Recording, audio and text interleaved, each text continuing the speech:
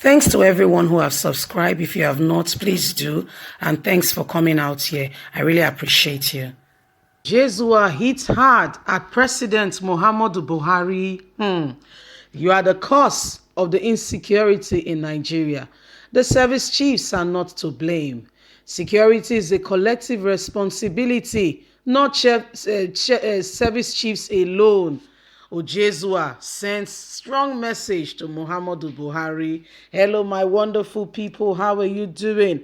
A very warm, big thank you to every one of you. Season's greetings. It's that time of the year where we take time out, whatever religion you belong, to appreciate God for the year so far and to say the next one will be a good and productive year. Anyway, my people, the former APC chairman in Edo State, the man who said to Adams Oshomole, you are suspended, that led to all his woes. He's sending a strong message to Muhammadu Buhari. He has since left APC, by the way. He's now a PDP member saying, Ojezua said, security is not service chiefs. It's your responsibility as the number one citizen of the country. Let's understand all that is going on. Barrister Aslam Ojezua, a former state chairman of the All Progressive Congress, APC, recently led over 150 members of the party to the People Democratic Party, PDP. In his interview with Temidayo, he spoke on the reasons why he dumped the APC and the solution he thinks is what and who takes the responsibility. To him, insecurity crisis beveling our nation today is not the matter of the service chiefs alone. Where is the number one person who is responsible for security? Now the questions, because it was an interview. What led to your leading over 150 APC members to PDP, and how do you feel since joining the party, which is now the ruling party in Edo State? I feel good in the People Democratic Party. It was clear to us that we were no more needed in APC from the decision of the National Critical Committee to form an alliance with the Edo People Movement, the mandate in Edo State. APC did not have a choice but to take a decision and move out of the party since they want Edo People's Movement. You announced that you were deflecting to the People Democratic Party. Many people said they are not surprised because your alliance and you allegedly worked for the People Democratic Party during the governorship election. How true is that claim? So those saying that, I will just say that I sympathize with them because they don't understand the rudiment of politics. The National Executive Committee, NEC, of the APC, few days dissolved all state, zonal, national structure of the party. Could that be the reason why you and others left the party? That was not the reason why we left. I really don't know the logic behind that decision, particularly when after the dissolution of the ESCO, they now say they should remain as catechols. Meanwhile, the dissolution of these ESCOs is the validation of the Constitution as it tackles the tenure of those people who were elected in the Congress.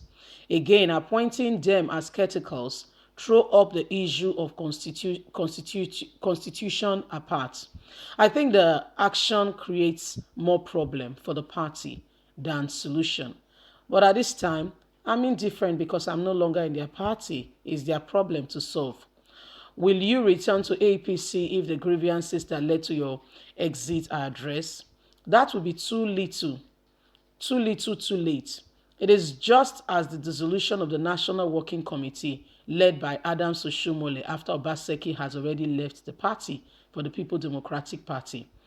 If they had dissolved the NWC before Obaseki left, the governor would have stayed in APC. He would have led APC to victory in the governorship election. So what they did was medicine after death. The same applies to Ross, who left the party for PDP. Today, what do you think about the insecurity presently ravaging the country? We will come to that. But first of all, You were asking the other time the implication of the departure of APC in Edo State. Let me explain that first. I believe that the end of APC in Edo, the only thing that may give them a small name is the EPN, members that are still struggling with that name. But I don't see them as formidable political association in Edo State anymore. The challenges that are facing the party at the national level may even quicken the death of the party in Edo State. You became the APC chairman in Edo during the tenure of Comrade Adams Oshomole as Edo governor. What is your relationship with him at the moment? I have no relationship with him whatsoever. The same politics that brought us together had brought us apart. I think it is a classic case of what happens in politics. There are no permanent friends, you see, and no permanent enemies. We were friends, but our friendship was based on principles. He violated them. I've said that before.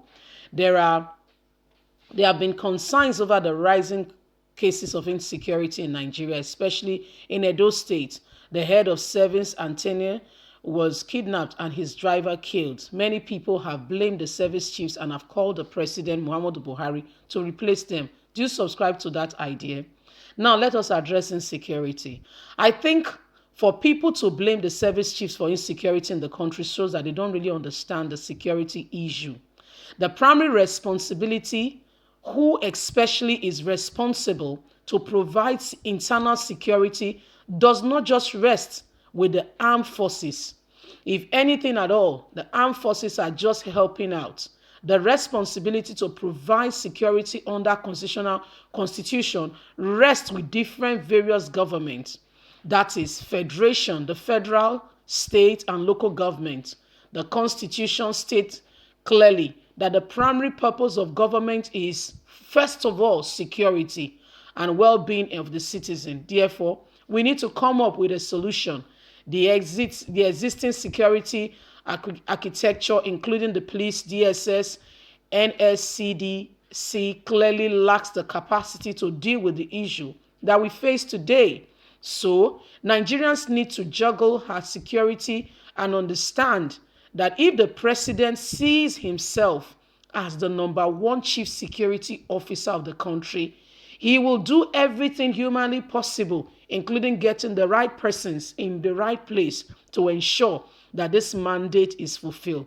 But where you don't see it as your responsibility, and even when you are told you feel indifferent to it, I don't really know what to say. I feel, in my opinion, the president of the country should steer this country in the right direction with regards to security. He gives the command, they obey. My people, now don't hear Ramo. I would like you to leave us a comment. God bless you. Have a fantastic day. Bye for now.